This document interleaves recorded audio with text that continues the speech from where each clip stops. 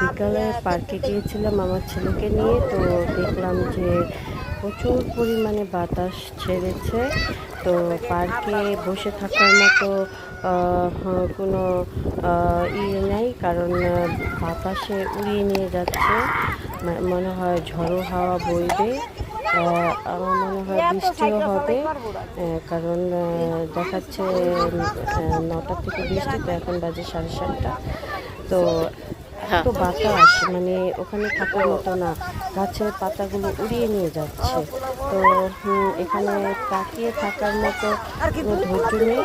তো ভাবলাম চলে যাই, বাচ্চাদেরকে নিয়ে আজকে আর পার্কে থাকা হবে না, কারণ তুফান ছেড়ে দিয়েছে, জোরে হাওয়া বইছে, গাছের শুকনো পাতাগুলো উঠছে, মানে উড়ে চারি এলাকা ভরে যাচ্ছে শুকনো পাতা।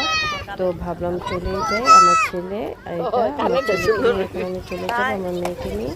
তো এখন আমরা চলে যাচ্ছি।